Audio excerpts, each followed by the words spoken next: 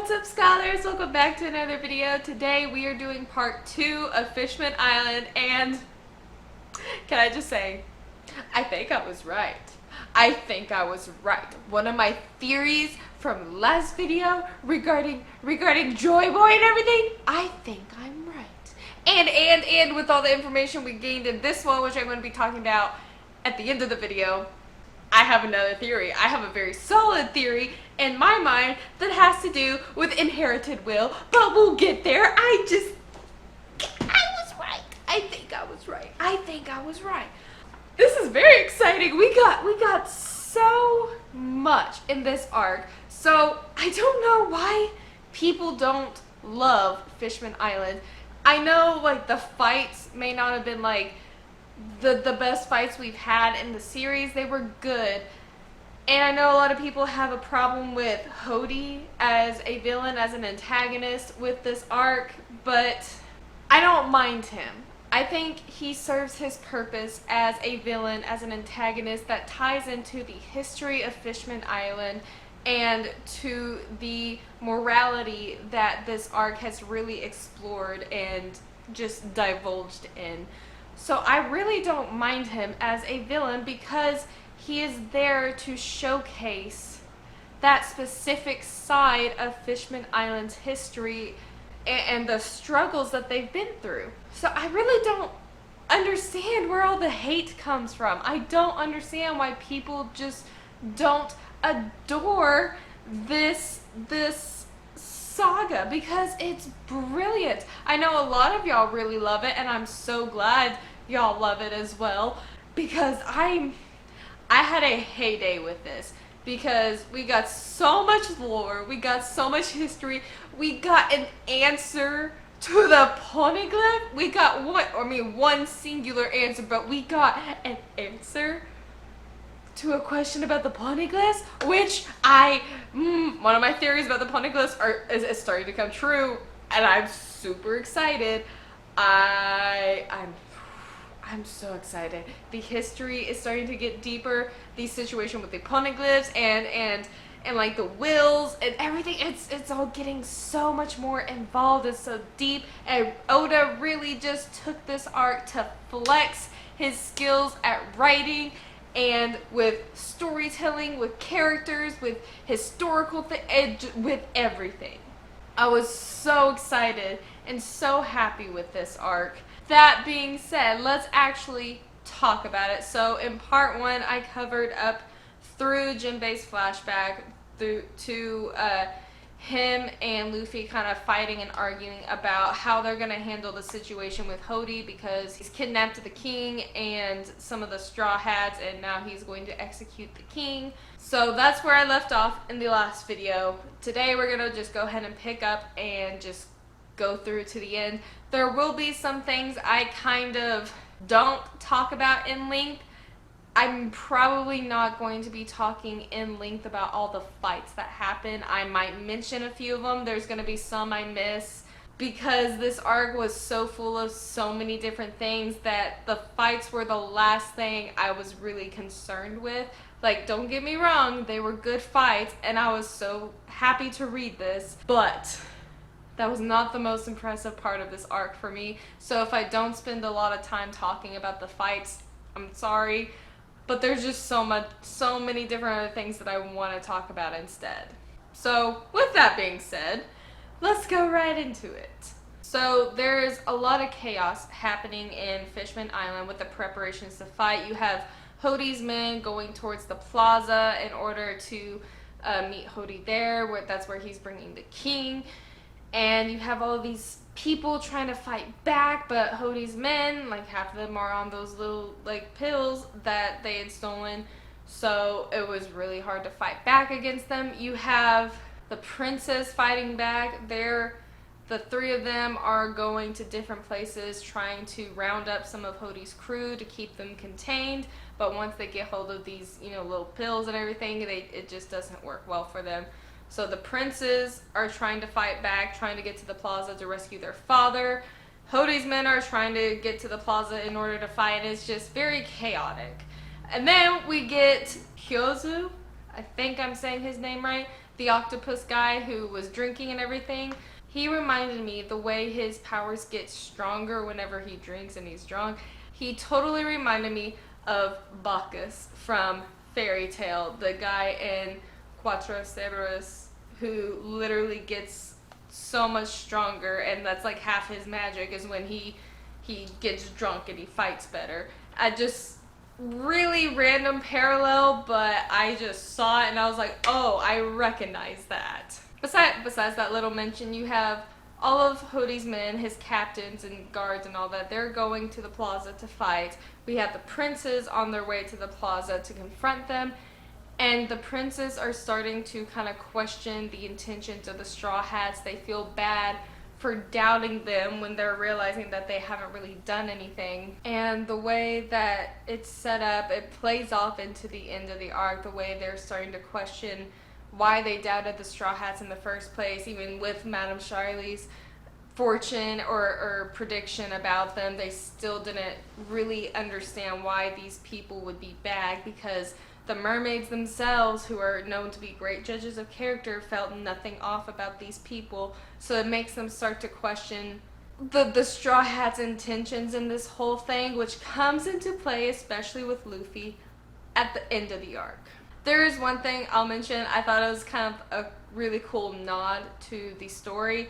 This Daedalus squid, I don't know if I said his name right, but the squid that swam too close to the sun and ended up as dried squid really reminded me of the story of Icarus, how Icarus flew too close to the sun and he burned up. And I just thought it was a really cool nod to that story, because the guy who was thinking of this, the guy who has such an aversion to fire and the sword, is named Icaros. So you have Icarus and then Icaros, and Icaros' friend Daedalus, I mean there's that connection too, is the one who flew into the sun. I don't know if it has any meaning or anything, but I thought that was kind of like a really cool nod to Icarus' story. It just kind of like, it just caught my attention. I just thought that was really cool. But when Hody gets to the plaza, he is actually feeling the effects of all of these steroids he's taken. He's in so much pain and he's like convulsing almost as he's trying to work through it. But he ends up having this sort of like transformation because of the overdoses that he's had, and like turns his hair, skin, everything, like turns it white and gives him like this super strength. He's even stronger than he was before, so of course, because that's how that's gonna work.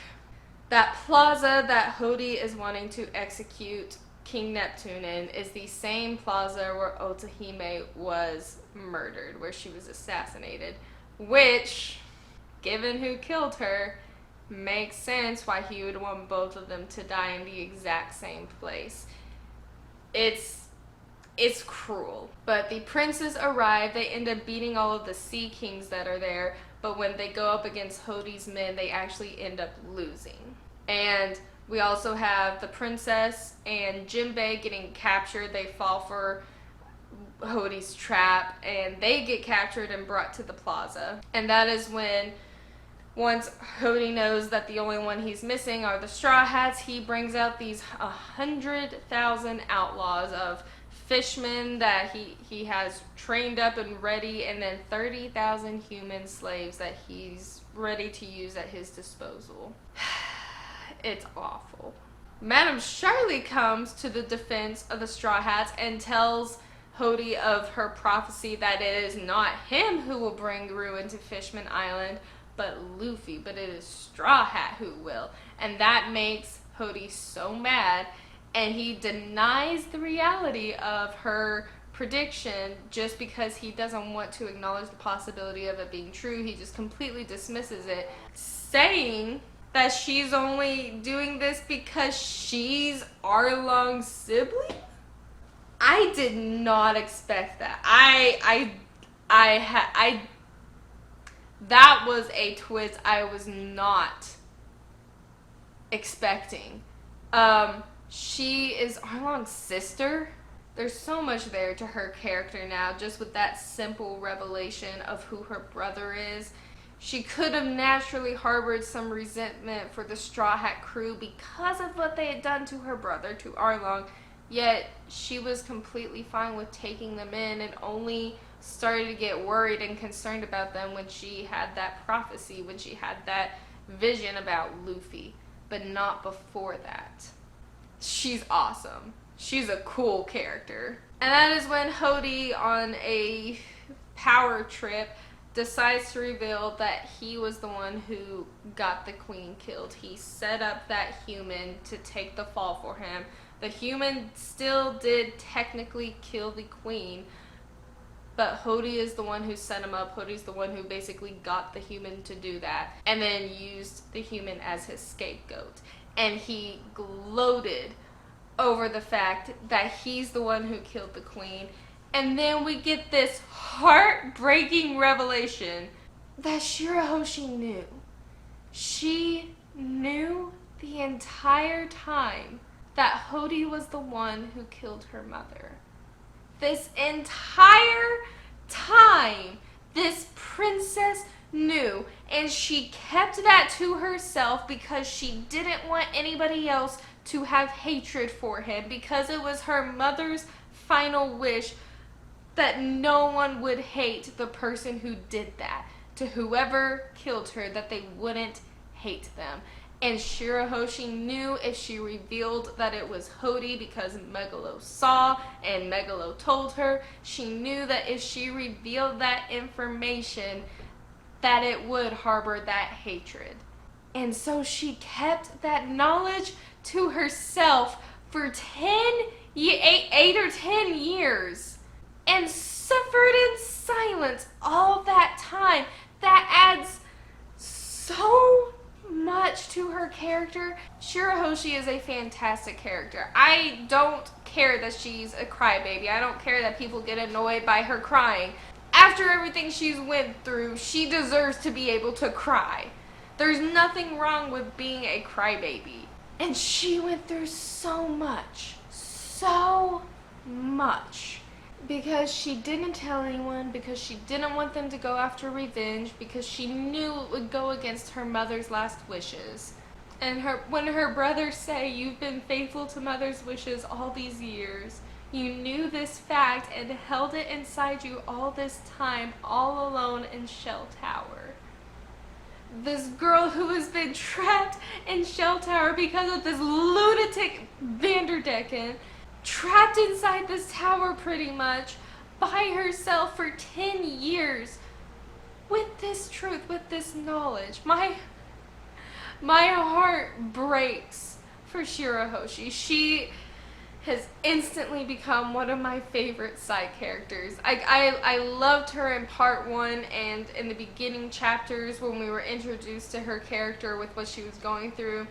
And now in the later chapters, the last half of Fishman Island just solidified how much I love her. The royal family, I said this before, I said it last video, the royal family is my favorite family. Like, family unit that's not found family, like an actual family. They are my favorite. They are so amazing. I'm trying not to get emotional because Shirahoshi's story, everything she's been through, everything she's kept in, that makes me sad. Like, it genuinely breaks my heart when I think about how much she has just suffered in silence over the past 10 years. But the royal family is amazing. The king who has done his best to protect his people and to live up to his wife's legacy. The princes who have gone in their mother's footsteps and gone after and pursued her ideals to pick up where she left off, and have protected their sister and protected each other and have had the best interest and heart for their kingdom. The sister who has literally lived her life in fear of her life, yet kept a truth that would have made people brew hatred because of a promise she made to her mother. I love this family. Then we get this little side thing where Vanderdecken, because he's absolutely mental, decides to throw Noah at the princess. I have a lot of things about Noah that I'm going to talk about, so I'm not going to talk about Noah during like my full review, because Noah, the poneglyph, and all of that, like regarding Luffy, the princess, and the poneglyph, and the history, I'm saving that portion for the end. So if I don't talk about Noah right now, don't worry, he's coming. But yes, so Noah's en route to the princess, and we get Hody mocking Shirahoshi for not telling anyone, for not harboring resentment and hatred towards him. And he says, well, because you didn't hate me, it's your fault this is happening, which so screwed up, because no, that is not how that works. And he hurts the royals right in front of Shirahoshi just to kind of guilt her into that mindset. And as this is happening, the kids are starting to ask if Luffy is gonna come. Is Straw Hat gonna come? Because it would be bad for us, for them, if the island was destroyed, but it would be bad for Hody as well. And these kids recognize that it would be better for Luffy to come in and destroy Fishman Island if it meant stopping Hody. Amazing. And then everybody else starts joining in, and they start screaming out for Straw Hat, for Luffy. They said, if you're gonna come, if you're gonna destroy everything, come now. Make your appearance now. And when Shirahoshi calls out for Luffy's help, Luffy comes out of Megalo's mouth and just knocks the crap out of Hody. And then everybody starts showing up. The Sunny comes crashing to the ground with Frankie and Usopp and Chopper and all of them. Nami reveals herself from her Mirage Tempo, where she's stolen all these keys and the paper from the Celestial Dragons that their mother, or that the prince's mother had gotten signed. She had stolen all of that. We get Sanji coming in from saving Zoro and the others from the palace. So like all the Straw Hats come in and they show up ready to fight, and what the people are so excited. They're so excited to see them here. And when they ask, like, are you for us or against us? Like, are you a good person or a bad person? What are your intentions here? And Luffy just says, decide for yourself. See what I do and decide for yourself. Oh, I love that. I love that. And we get this little flashback of them back in the Sea Forest when Jinbei was like hashing this plan, because the only reason he stopped Luffy was because he didn't want Luffy to go there as a hateful, vengeful human, because that would just further play into the discrimination and stereotypes the Fishmen have against humans. He said you have to be a hero of this island, and I love how Luffy immediately rejects the idea of being a hero. He's like, I don't want to be a hero, because the hero shares with everybody. I don't want to share. And I love how the main thing he's saying is, because he's like, heroes share their food with everybody. I don't want to share my food. My food is mine. And it's hilarious that Luffy is saying this, and Jinbei's like, alright, bet, if you help me, I'll feed you. And Luffy's like, deal. So funny.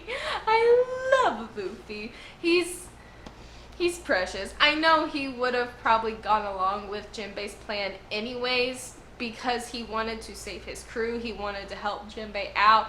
But the way that they came to that agreement, I thought was really funny. But yes, the crew is all back together. Everyone's back. And I love that Luffy, because he heard the whole conversation about Shirahoshi knowing about who killed her mother, he acknowledges her strength there. He says, you're a lot stronger than I thought you were. Which, I really love that, because Luffy, knowing what it's like to lose a family member, listening to how another person lost their family member, and how instead of using that to fuel hatred, she kept that hatred from spreading and just kept it to herself. That takes a huge amount of strength. And Luffy because of what happened in Marineford, was able to recognize that strength instantly. Instantly. And I love this part. Hody starts just talking a lot of smack and is saying how he's going to go to the reverie and kill all the most powerful people there and drag humans underwater, start this revolution for Fishman. And then he's like, well, I'm gonna be king of pirates, king of everything, blah blah blah. And that's what makes Luffy get mad, is to hear Hody say that he's gonna be king of the pirates. And it's so cool, such a cool moment. Luffy just starts walking towards Hody and uses his haki to knock out 50,000 of the men and fishmen Hody had assembled, just like that. Instantly knocks out half of them and attacks Hody. Says, I don't care what you want to be king of, but there's only room for one pirate king, and it's gonna be me. Oh, I love that. It's such a cool moment for Luffy. I love it. And then we get this huge display of the Straw Hat's strength, because they are literally handling everything with ease. You get Nami with her weather powers just handling things very easily. Sanji now can do the airwalk thing like CP9 can, which I think is really cool. That adds to his like leg powers and how he uses his legs. I think that's awesome. Zoro can now produce like whirlwinds with his swords, which is cool. You get Brook with his awesome power, like with the music and everything, and how like his soul can like manipulate, not his soul, but like his music from his soul can like manipulate people. So cool. And then you get Miss Robin just being awesome, and she produces these giant legs and continues to stomp on everybody, which I thought was quite funny. You get like Frankie and all of his machines that he's built and the robots and everything. You get Usopp showing out with his powers, how strategic he is. And we get Chopper. I will say, Chopper's new form, which I thought looked pretty cool. And I love his growth, because when he's fighting this enemy he's going up against calls him a monster, and we know how much that word used to trigger Chopper, how much he hated that word, and he hears it now and he faces this enemy with a smile, and he says, oh, and I'm a cocky monster. That's my son. The growth. I'm so proud of Chopper. I am so proud of Chopper. That makes me so happy to see how he went from hating the word to not really using the word at all, and just still having a bad connotation with it for a while, even when he lost control, like on Enies Lobby and on Sabaody. But then now it's like he's gotten to the point where he can embrace it for the sake of his friends, for the sake of Luffy. And I just think that's so beautiful. He does the same thing later on the battlefield when he's talking to Zoro. And Zoro, I love him and Zoro's relationship. It's so cute. Because Zoro's like, oh, you're looking pretty monstrous these days. And I love Chopper saying, I don't mind anymore. The only reason I wanted to be human was to make friends. I'm fine being a monster for Luffy's sake.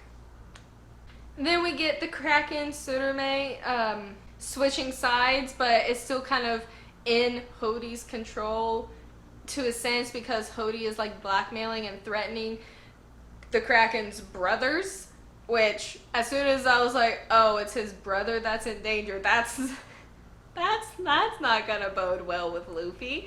And it didn't. As soon as Luffy figured out that the only reason that Tsurame was struggling to go against Hody was because of the threat on his brother's life, Luffy says, well then let me protect them. Let me protect them too. And Luffy, even though the duality is just crazy, but he smiles at Tsurame, at this Kraken, reassuring that he's gonna protect him and his brother. And then when he goes and attacks Hody, the most furious looking expression is on his face when he attacks, and he says, I am burning with rage now, after hearing just that somebody was threatening another person's brother. I'm like 99.999% sure Luffy has a lot of PTSD from Marineford and he just doesn't talk about it, but it shows in moments like this that he is still struggling with the idea of losing a brother. And this isn't the first time we've seen it, this is the first time I'm talking about it, but you can definitely tell with certain things, the way he says things or how he talks about like what the past 2 years have been for. There's a certain like undertone to his words that makes me feel like, yeah, he's not okay. Like, he's a lot better than what he was 2 years ago, but this boy's still struggling. This boy still has a battle in his heart with grief and with the guilt of losing Ace. And it showed up in this part, and that attack on Hody felt really personal. But then we get Noah, of course, coming in, crash course to the island because it is following Shirahoshi, who is on the island. And then once they figure out that Vanderdecken has thrown it because Wadatsumi falls out, Shirahoshi realizes that Noah will follow her wherever she goes. And she is so willing to sacrifice herself. I love this woman, this mermaid princess. I love her. She's amazing. She goes out of the way of the island to draw Noah to her, to draw this huge ship that would most definitely crush her to her in order for it to avoid her people, her friends, the people she loves. And she's like, follow me.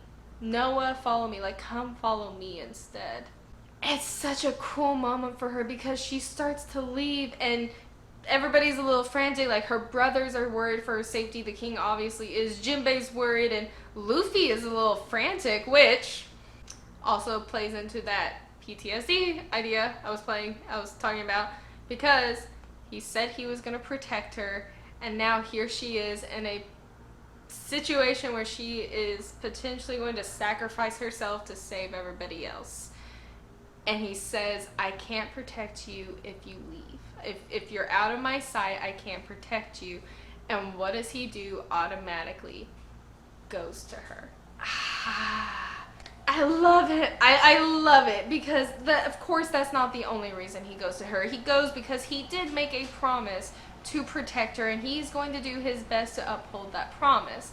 But I think there are a lot of layers to why he's so reactive with her, because I do think he sees some of his child self in her as well, with the whole her being a crybaby. He used to be a crybaby. There's some similarities there. Of course, they're two very different characters. They've been through very different experiences. But there are a few similarities between them, and I really like their friendship dynamic. But yes, Luffy is launched by Sanji with the help of Jinbei giving him like a bubble coral thing. Sanji launches him to Shirahoshi so that Luffy can protect her. And he gets on the Noah and looks down, and all the citizens are trying to grab at the chains to stop the Noah from chasing Shirahoshi, which shows just how much the citizens love the royal family, love their princess. It is so endearing to see, even though, you know, like, there's not a lot they can do to stop that ship on their own. And Hody, of course, sees this and attacks them because he's just awful. And Shirahoshi comes into contact with Vanderdecken again. She rejects him again, and she actually gets hit by like a knife or something that he throws. And he's just gonna continue to attack her because now that she's refused him a second time, oh, well, now she definitely must die. And as he's attacking her with more knives, her brothers come in to help. The two of the three rush to her aid and are protecting her from Vanderdecken, while the other one, Fukaboshi, goes to Luffy's aid so that Luffy can better avoid better avoid Hody in the water so that he can help Luffy fight. But because Vanderdecken betrayed Hody by launching Noah at Fishman Island, Hody and Vanderdecken fight. I say fight, it's really not a fight at all. Hody just like destroys Vanderdecken, which I was okay with. I was like, good riddance, bye-bye. But Hody also wanted Vanderdecken to die so that the ship would stop following Shirahoshi and crash into Fishman Island, because he's like, oh, well, that's actually a good idea. Let's just go ahead and destroy everybody. I love the two sides we get to this, because you have Hody, who is intent on destroying everything, and then you have Luffy, who is intent on protecting everything. There are two different sides to it. And it's so good because it goes so deep, because you have a Fishman wanting to destroy Fishman Island, and you have a human who the Fishmen have this hatred for and this fear of, trying to protect it. It's just such good writing. Which, you know what? I actually called it a little bit because of the whole like flashback scenario and what the Queen was going for. It was a good thing that the Straw Hats were there, because it gives Fishman Island a hope to be peaceful with humans, with humanity. And the Straw Hats were there to kind of show that they're not just bad humans in the world. And Luffy is the perfect representation of that to them in this arc. Then we have all of the fights, and they were all handled very easily. The Straw Hats were able to handle all of the different captains and guards super easily. I will say the most impressive ones that I thought of were Brook and Chopper. Chopper, because just the growth he's displayed and how much he has grown. I mean, of course they've all grown. Like, Nami's holding her own. Usopp's, I mean, they've all kind of held their own, but like more confidently. Usopp's holding his own and strategizing and setting up traps. Nami's holding her own and using her weather to her advantage. Sanji and Zoro, like, easy wins. Jinbei, of course, is an easy win as well. He's a Straw Hat now, by the way. Just, yeah. You get Robin not really having any problems. You get Chopper really not having any problems. And Brook not having any problems. But I really love Brook and Chopper's fight. I think it's just such a cool way to showcase their powers, and because we actually really get to see Brook showcasing his ability, like his full ability that he has discovered over the past few years, and how like his soul, like the essence of his devil fruit is his soul, which is so cool.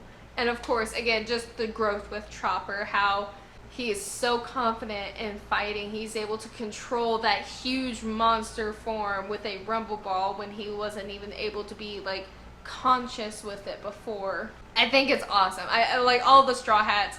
They were awesome. They handled their fights really well. They were smart about him. No problem. And Vanderdecken is down for the count, so Noah starts to fall. And everybody's getting injured. Like, Luffy is injured at this point. The princes are very seriously injured at this point. And the citizens down below, they're all starting to scatter when Fukaboshi has this conversation with Hody about why he's so intent on hating humans. What did the humans ever do to you? And his answer reveals to Fukaboshi the true nature of Hody. And when him and Luffy go separate places, like Luffy's in one place, he's in another, Fukaboshi uses the transponder snail to announce that all to everyone. Before that, we get Jinbei asking Robin to free the slaves, and she does, and tells the slaves to thank Jinbei.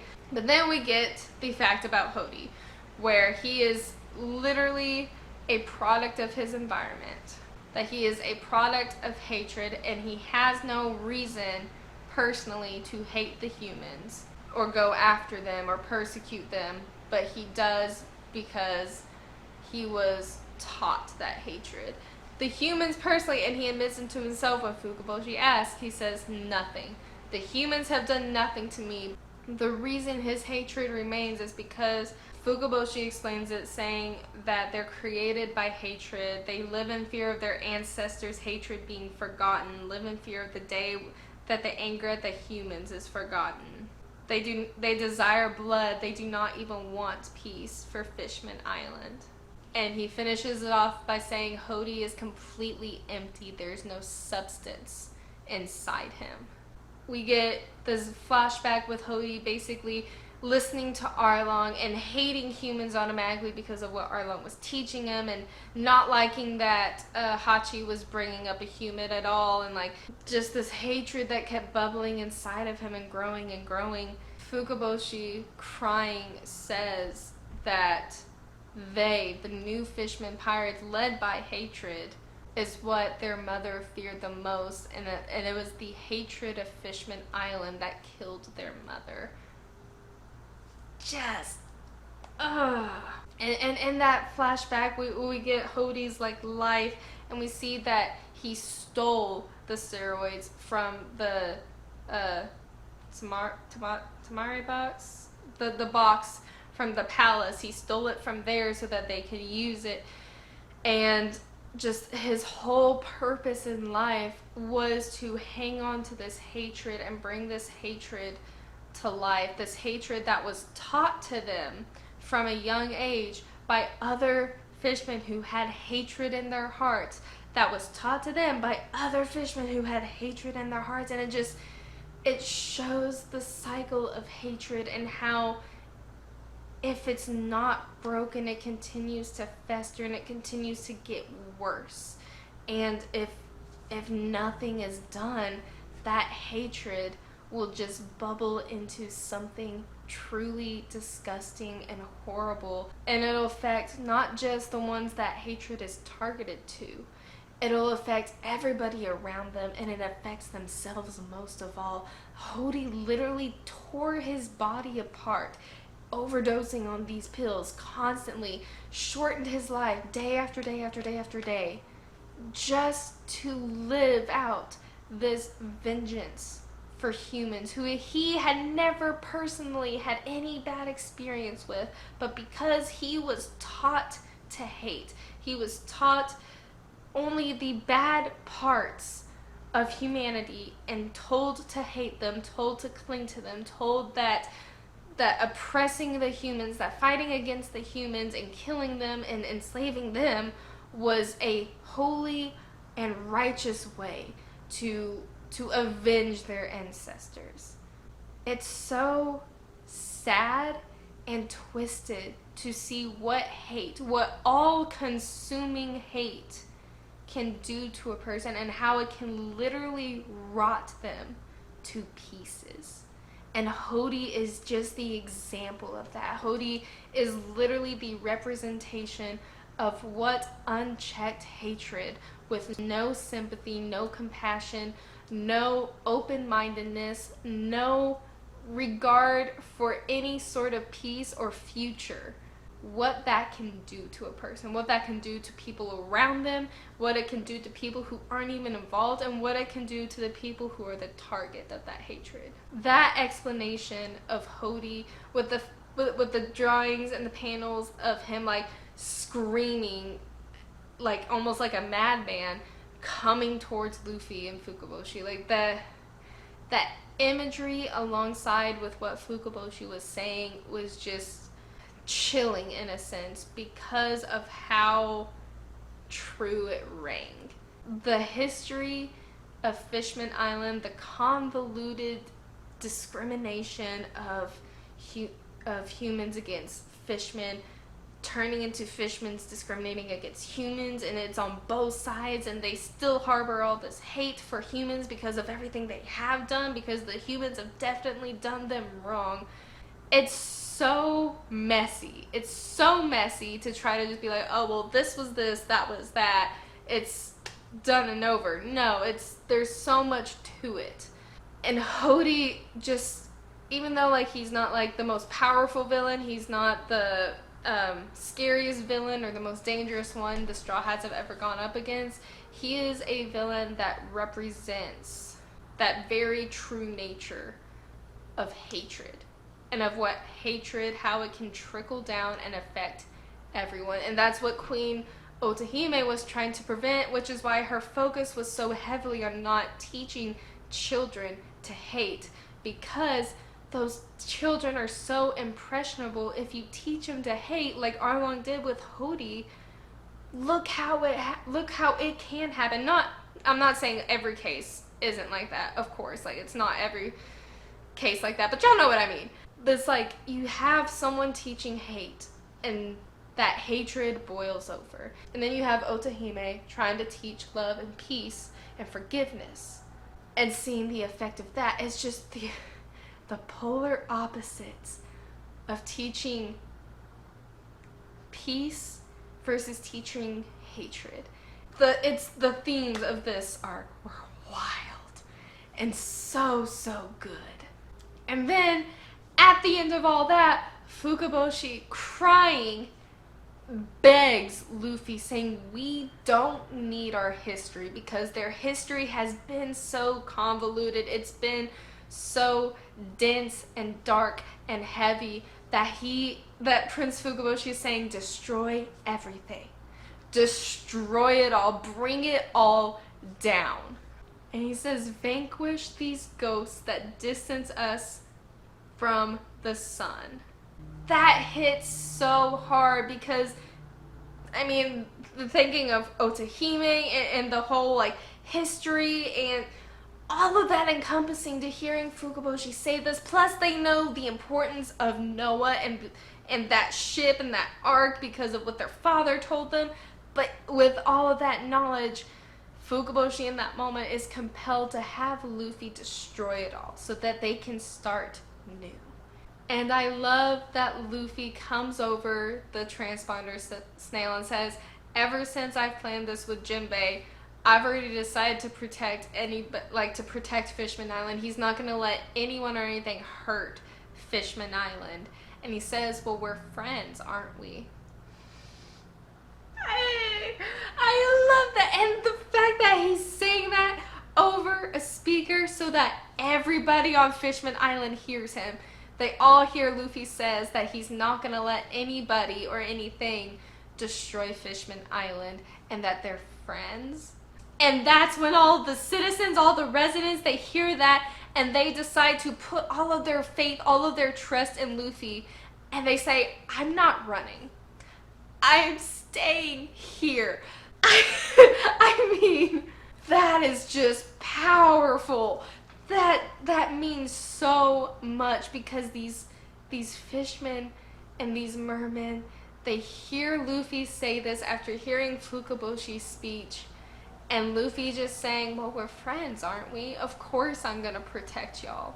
And that's all they need for them to be like, no, he's on our side. Luffy said earlier, decide for yourselves, and they're deciding now to put their faith completely in Luffy. And they're trusting him to the point where they believe he's going to do something about it. They believe that he could destroy everything, and so they're going to stay in the path of the Noah that could very well kill them if it pops the bubble. They decide to stay and let Luffy handle it. And then Luffy goes to attack Hody, and and he hits him with Fire Fist Pistol Red Hawk. Fire? He sends like an explosion through Hody. I know in Marineford, Whitebeard was talking about after Ace's death and Jinbei was getting Luffy out. Whitebeard was talking about how even though someone has passed, like, that doesn't mean their will has died. Someone will be there to carry on that will. Did Luffy inherit Ace's will to the point where he can imitate Ace's devil fruit in a sense?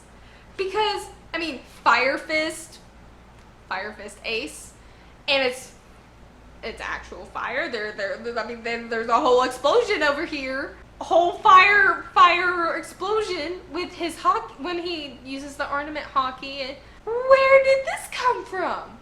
What did Rayleigh teach him? How did he get that move? And can he do more? Can he do more with that? Is that like a one-time thing? The idea of inherited wills is very strong in One Piece. I mean, of course, we've seen it very strongly in the first half, like pre-time skip, but even coming into post-time skip, it's like it's amped up. The theme of inherited will and a lot of other themes have been amped up. So did he inherit Ace's will? And therefore, because he inherited that, did he somehow get some of Ace's spirit or his power or something, because the only other way I can see him having fire is if he ate another devil fruit, but they wouldn't just not tell us that he ate another devil fruit, would they? Oda, you would tell us if Luffy ate another devil fruit, wouldn't you? There's no answer to that in this arc. There's no answer to his attack. So I'm just left to guess. Is this just another part of the mystery of One Piece? Is that we're just gonna have to wait forever to get an answer to it? But yes, he attacks Hody with that special move and pretty much just defeats him right then and there. And I love as these citizens, they're all watching Luffy fight. As they're watching this, they're reminded of Whitebeard, and they kind of make a comparison from Whitebeard to Luffy, and the way Whitebeard was a human who protected them, and Luffy is now another human who's protecting them. I love that comparison. I love that they see even a little bit of Whitebeard within Luffy. It's perfect. And it makes the very end of this arc with Luffy's declaration against Big Mom have so much more impact because they already do see Whitebeard in him. And Luffy defeats Hody with the elephant gun. So the Fire Fist didn't completely take him out, but it almost did. That big elephant gun attack finishes Hody off. Noah is still falling, and Luffy is trying his hardest to break it up enough so that it stops. He's trying to destroy it so that it doesn't crash into Fishman Island and destroy everything. But it's just not working fast enough. And down below, because it's still falling, you have Hody's men seeing Hody is being defeated. They try to run away, and some of the other captains, they don't like that they're trying to run, so they're attacking them. And this is such a small moment, but I love Brook's ideal on death. And I love this. He says, "You say that your hatred remains after death. Death leaves nothing behind. Every living thing leaves nothing but bones." Brook is just slowly inching up on like my favorites for Straw Hats. He's so cool. I really love Brook. His character keeps growing more and more on me. Like, I loved him when we were introduced to him in Thriller Bark, especially with his backstory, and he just keeps getting better. Everybody starts chanting and screaming for the Noah to stop. They're shouting out for it to stop. They're screaming Luffy's name. They're chanting Straw Hat. And Luffy thinks he can hear a voice that's not the people down below. And that's on this. But Shirahoshi stops him from attacking the Noah because the Neptunians came and stopped the ship, because Shirahoshi somehow she called them because of her desire to help Luffy, that drew them out, and they came to her aid. The Neptunians came and stopped the ship, but they're more concerned about the ship because the ship holds importance to them. I have so many thoughts regarding that. We're almost there. We're almost there where I can sit there and theorize about the Neptunians and all of that. Almost there. Okay, I'm trying to get through this part first. But Luffy passes out once he realizes that everything's safe and he doesn't have to keep fighting. He passes out, and Shirahoshi goes to catch him after she has a conversation with the Neptunians that I'm going to be talking about. And it's shown by the Neptunians, who we hear talking as they're leaving with Noah to get it repaired by someone, which I have questions. Luffy can hear the voices of the Neptunians just like Roger could when we were first introduced to Rayleigh on Sal Body, and he was saying that Roger could hear the voices of the universe. Is this the type of voices he was talking about? These voices of rare creatures that only a very, very rare percentage of people can even speak to, like the Neptunians, who have hailed Shirahoshi as their queen, and they can hear, and he can hear their voices, and now Luffy can hear the same voices. I have thoughts, I have questions, and I want answers. Luffy is brought down by Shirahoshi, who is in a panic because he's lost too much blood, and he needs help. He needs medical attention. He needs a blood transfusion. and that law regarding it, that it is forbidden for fishmen to share blood with humans, is brought up again. Shirahoshi is the first to offer, even though her blood is not the same blood type. I love how she says, my blood isn't like this blood type, but it's still red. Like, blood is blood. Ah! I mean, I know she wouldn't have been able to help, but I just love that line. My blood is still red. So cool. And then Jinbei, of course, has the same blood as Luffy, and he steps forward without hesitation to offer Luffy his blood. I teared up whenever I read that. And then you have people like a little apprehensive, and then King Neptune is just like, yes, do it. He has no trouble belaying that old law, and lets Jinbei go for it. And Jinbei uses the excuse of being like, laws don't apply to pirates, and he does it anyways. And all of the people of Fishman Island get to watch as Jinbei gives his blood to Luffy. It breaks that curse almost between fishmen and humans and starts that healing bond. And I love how they put this. And they say both the wounders and the wounded alike bleed red blood. That small narrow tube, far too tiny to call a road, was unlike prejudice born of hate and fear, or battle washing blood clean with more bloodshed. But it was, nevertheless, more than any wild dream or ideal fantasy, a vivid and real representation of the true road towards the sun. This arc is a masterpiece. This saga is a masterpiece. Are you kidding me? That transfusion, what Fisher Tiger struggled with getting when he needed the blood because of everything going on with him, and everything him and Otahime fought for, everything that they were trying to accomplish in their own ways. That road that Otahime was so desperate to find, that glimpse of sunlight for them to go towards the sun. That road is established by a small tube of sharing blood between a fishman and a human. Absolutely beautiful. It is beautiful storytelling, it is beautiful plot and character work, and it is like the fishmen have made steps. They've made steps and progress, especially with like the royal family and all of that. They've made their steps, but this was like the epitome of what they were going for, what they were fighting to start, to begin. And now that bond has been connected. It has been connected once again.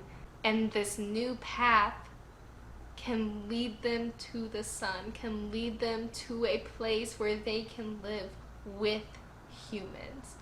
I love it. And then, as Luffy is coming to, as he's being revived by Jinbei's blood, he says, Jinbei, you have to join my crew. I have been waiting so long for Luffy to say that. And Jinbei is gonna join. At first, when we get to the next chapter and you see Luffy shaking Jinbei like, why are you refusing? I was just like, no, Jinbei, you absolutely cannot refuse. I was 100% on Luffy's side. I was just like, no, Jinbei, you cannot not join our crew. But he has to finish what he started out doing with the Sun Pirates first. He needs to tie up some loose ends to get things in order before he can join up with Luffy. He says, I am honored at your invitation and I want to join. I want to join your crew. But there's something I have to finish first. And Luffy respects that. And that means Jinbei's officially a Straw Hat. I don't even care if we have to wait a little bit. He's our Straw Hat. He's our newest Straw Hat. And that makes me so happy. Ever since we met him and it fell down, I wanted him to be part of the crew, especially after Post War, and now he finally is. So then we get the Straw Hats. They are trying to leave because they don't want to be heroes. They don't want to be thanked like heroes. So they're trying to leave. And then King Neptune bribes them. He says, no, y'all can't leave yet. We're going to have a feast. And as soon as Luffy hears the word feast, he's like, okay, cool, we're staying. So they're having this grand old feast at the palace. And that is when we get the information of the mermaids that Caribou had kidnapped. They were found in the palace. They are alive and well. But all the treasure had been stolen. King Neptune wasn't really worried about it. But you get all these festivities and everybody's happy and they're celebrating, and then Robin and King Neptune have a talk about Joy Boy, about the poneglyphs, Poseidon, and Shirahoshi, which I am about to talk about in length. But of course, who else here overhears their conversation? The trash himself, Caribou. And so he sets off because he's like, ooh, I can use Shirahoshi to my advantage. Tries to capture Shirahoshi. Luffy literally knocks him out and stops that pretty quickly.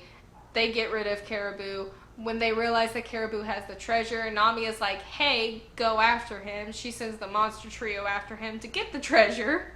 Oh, but before that, Jinbei lets us know that Akainu is the new fleet admiral because he had a battle against Aokiji. Aokiji lost, and then Aokiji left the Navy.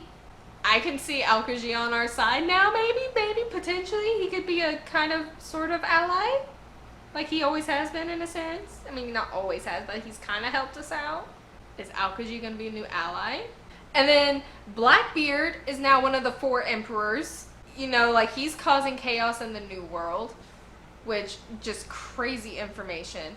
And then we get like Hody and his crew, like they're all old and like shriveled up because of the drugs and everything, which is kind of funny. It's like a humorous take on that part. But yeah, so back to the monster trio. They're out trying to find Caribou.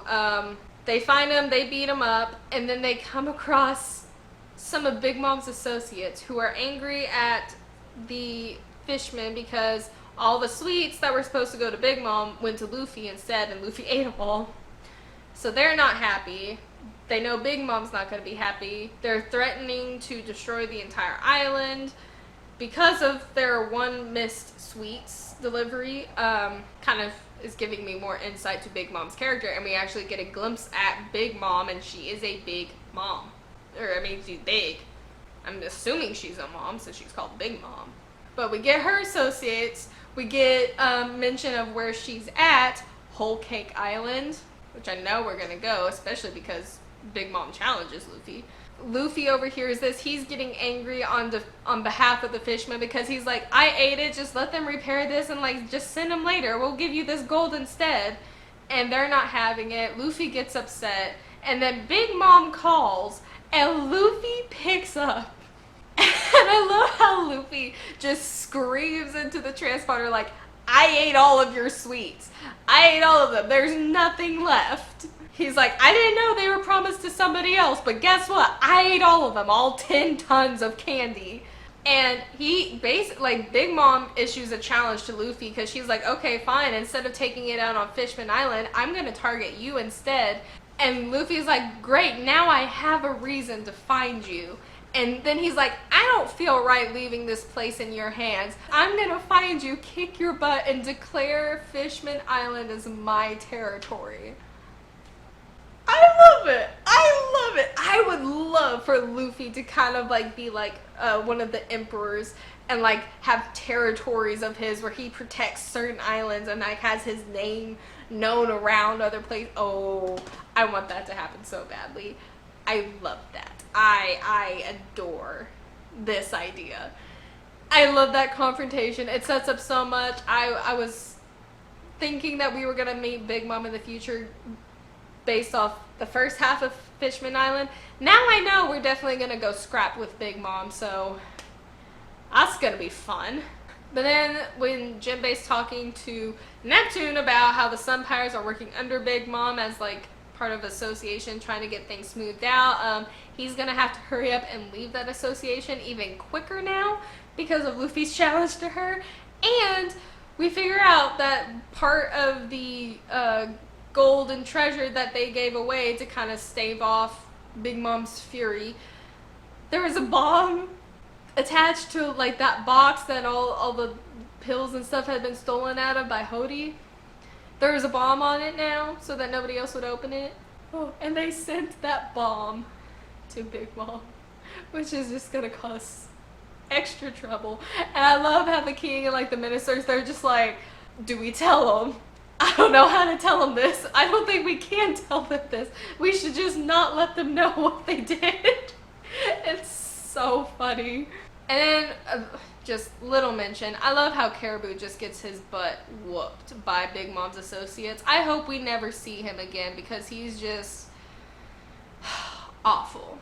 But I enjoyed seeing him getting beat up so many times in the last few chapters. But we get tidbits of Smoker and Tashigi. They're in the New World, part of G5, and they figure out the Straw Hat's whereabouts. We get Charlie when they're like starting to leave and say goodbye. Charlie has now broken her crystal ball because she never wants to look into the future again, even though it is unsure about Luffy's prophecy, whether it was talking about that incident today or if it's far in the future. They don't really know, but she's not going to worry about it because she doesn't want to doubt them because of what Luffy had done for Fishman Island. I do have a theory about that though.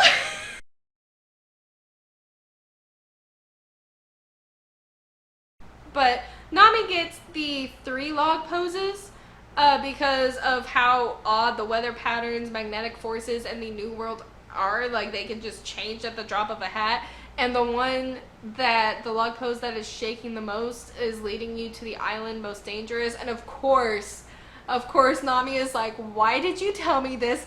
Get these log poses out of my sight before it's too late. And the fishermen have no idea what she's talking about. And of course, Luffy comes in and is like, oh, this looks cool. Oh, this one points to the most dangerous island. Well, that's where we've gotta go. I love it.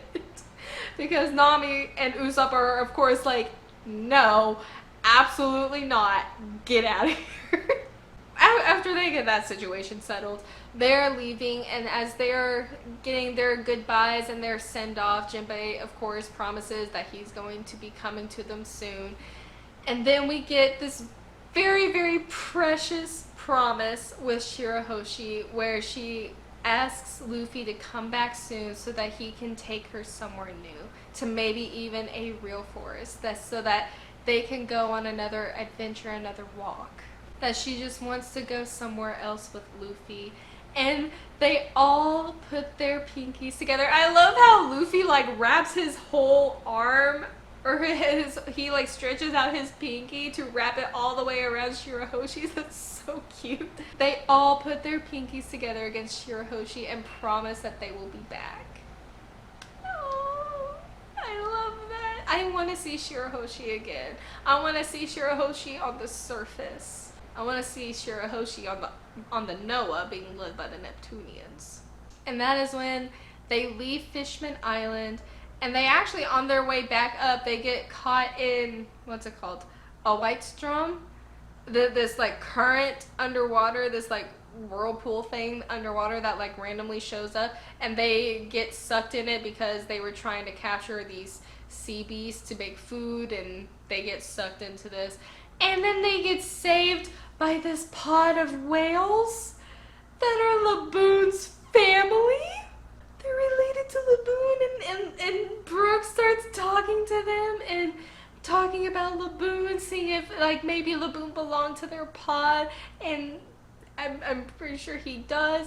And he starts singing Binks Brew, and they all like sing with the whales, and the whales are like are making noises and joining in, and they lead them to the surface. I thought that was so cute. I love that. But now they're up to the surface again. Luffy is thinking of entering the new world with his promise to Shanks and thinking of his brother and Jinbei and everything he's gone through. And he's saying, let's go to the new world. And they emerge on the surface and it is chaos automatically. And now they're heading to Punk Hazard. That is the end of the arc. But now it's theory time. I'm so excited. Okay, so regarding Noah, the Neptunians, this promised day that the Neptunians were talking about and King Neptune was talking about, the poneglyph, we get Joy Boy and Poseidon. So first things first, Shirahoshi is Poseidon. The power she has, this ancient weapon, is the power to control and talk to the Neptunians. Okay. That is her power, which is insane. Which, of course, that's why King Neptune is so worried for this power to come to light, because everybody will be after Shirahoshi should the world know. And King Neptune talks about how the Noah must not be moved until a certain day arrives. And he tells his sons that the Ark is no mere historical ruin. It sits on the seafloor, waiting for the fulfillment of a promise made with a great man centuries in the past. It is a ship that is yet to fulfill its purpose. Even the methods of its creation are long lost. And so Noah cannot be harmed until the promised day. And then, when the Neptunians show up, they have this interest in Luffy. And, of course, they have an interest in the Ark, in Noah. Because, which is what makes me think that Shirahoshi and Luffy are connected to Joy Boy and this princess, this mermaid princess, this other Poseidon from the past, when it says, when the Neptunian tells Shirahoshi that she was guided by the Straw Hat Boy's powerful desire. It said that, Otahime said that legend says someone will come and guide Shirahoshi. Just like in the past, someone guided the other mermaid princesses, the other ancient weapons. So Luffy is guiding Shirahoshi, and he kind of helped her call on her own powers, which is what I kind of had a theory about, because she didn't even realize she had used her powers, but she was guided by Luffy's will and his determination. And that's what made them come? And they say, just as he tried to save the island, you wished to be a source of strength to him. We lent him our aid because you called us. And they tell her that they have been waiting years for her to be born. Because the ship is theirs to pull. These Neptunians are supposed to pull this ancient ship. Which, from what I know, was created sometime during the Void Century. Every few hundred years, their queen is born in the form of a mermaid. And the Neptunians carry off Noah to get a ship, and they say, we will need their help. Whose help do the Neptunians need? Who is going to repair the ship? Because, like they said, the technology or whatever it was, the blueprints to how that ark, how Noah was created, has long been lost.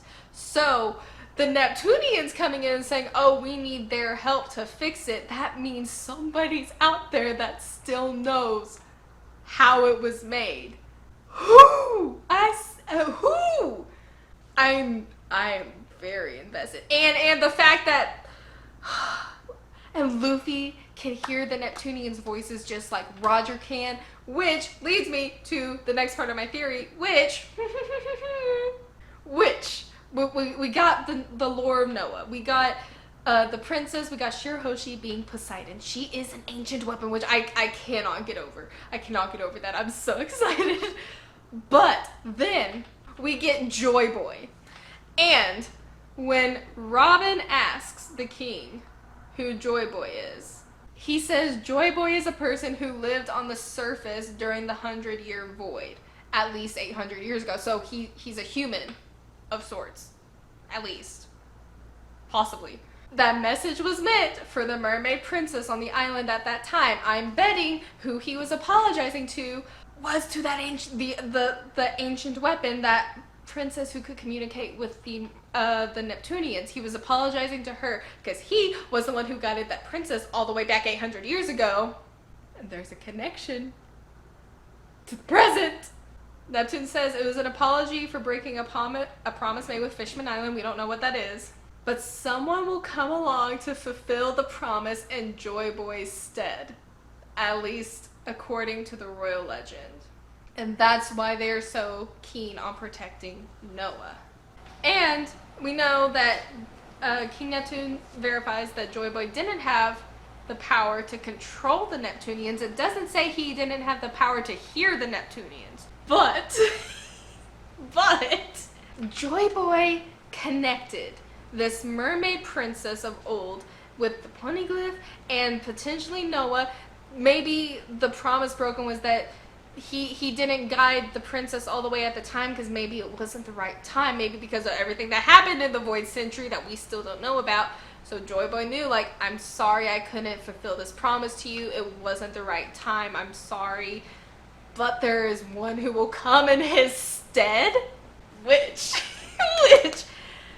it's Luffy, isn't it? Is Luffy like an inheritor of Joy Boy's will? Just like he inherited some of Ace's abilities, like he inherited Ace's will as we've kind of seen in this arc, did he somehow inherit Joy Boy's will? That he can he can hear the Neptunians? Maybe Roger was a potential candidate for Joy Boy's will to be passed on, but because Roger maybe knew that it wasn't the right time either, they were still waiting for something, like Roger got the Great Pirate Era started maybe to lead up to this point. And Luffy comes along, can hear the Neptunians. He has guided Shirahoshi already, just like this Joy Boy is set to do. This person of legend that Otahime talked about, that they're all talking about.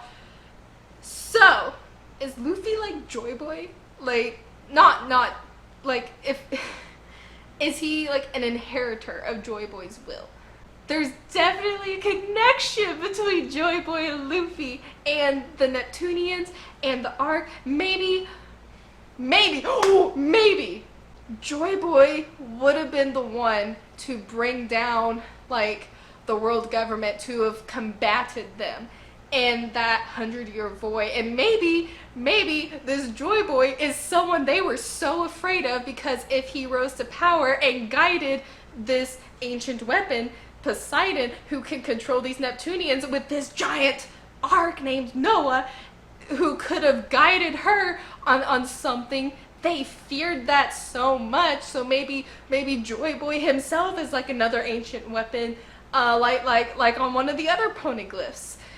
And so like they didn't want these two working together, or something happened. But now, after 800 years, here comes another Joy Boy-like figure, this inheritor of Joy Boy's will after so many years, Luffy, who will guide the new mermaid princess, this new ancient weapon Poseidon, with the Neptunians that he can hear.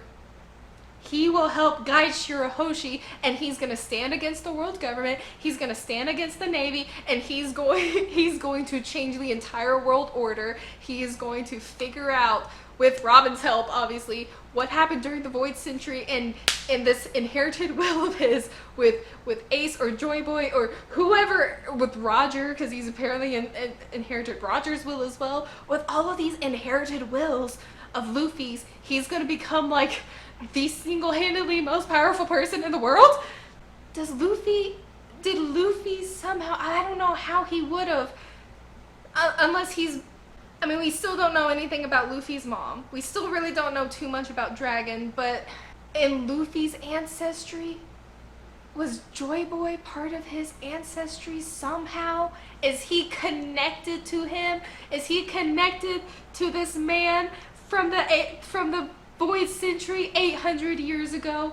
Because, I mean, obviously Joy Boy can't still be alive because that was 800 years ago. I don't know what he can do. I don't know what all of his will he's going to play out besides leading Shirahoshi in these ancient weapons. So my theory right now is that Luffy is somehow connected to these ancient weapons, to these poneglyphs. He's going to be the one to guide these ancient weapons, to guide everything that the world government fears. He's gonna be like at the center of everything, guiding everything to wait. No, that can't be right. Nah.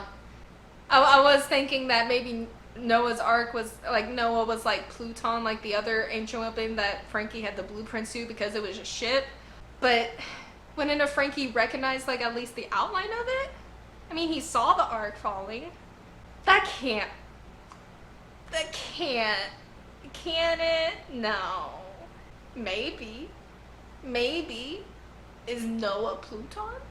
This ship that the world government wanted to get their hands on, but they can't find because it's in the bottom of the ocean and you can't really move it because the only way you can move it really, besides Vanderdecker or whatever, is because there's these Neptunians, and because nobody can control the Neptunians, they can't get to the ship. So maybe they wanted it somehow, or wanted to make a new one that they could actually get their hands on and control. I don't know. But if Noah's Ark does, if Noah does end up being like another one of the ancient weapons, no. I don't know how I feel about that one. That's a possibility. I'm not sure. Maybe. It might. But yes, that is my theory. I think Luffy is like an inheritor of Joy Boy's will because of this explanation we get of a man long before Joy Boy who guided this mermaid princess, and there's an unfulfilled promise. There's a promised day coming that they're all waiting for. Luffy's gonna be the one to fulfill it. I just know it. But yes, that is my theory. That is my review on Fishman Island. This arc was fantastic. I am so stoked to have all of this information. I get to theorize even more, which I always have fun with. But yes, I had a lot of fun with this. Obviously, please don't put spoilers in the comments, just on my theories, because I don't know anything. I don't want to know if I'm right, but if I'm really, really wrong, I know y'all are probably going to laugh at me. Yeah, please don't put spoilers in the comments, because I do want to continue to try to like sort this out myself as I go along. And yeah, that's my video. I know this is another long one, but there's so much I wanted to talk about with this arc. It's so good. But I hope y'all enjoyed this video. I enjoyed making it. And now we're on to Punk Hazard. That one's already shaping up to be a pretty interesting arc. But thank you all so much for watching. I appreciate it. If you want to see more of my videos, go on my channel. I have plenty there for y'all to watch. If y'all want to see what I'm going to be posting for the rest of August, please be sure to check out the community tab. My schedule for August should be posted, so look for that so you know what's coming up this month. And other than that, I will see you next time, scholars. Bye!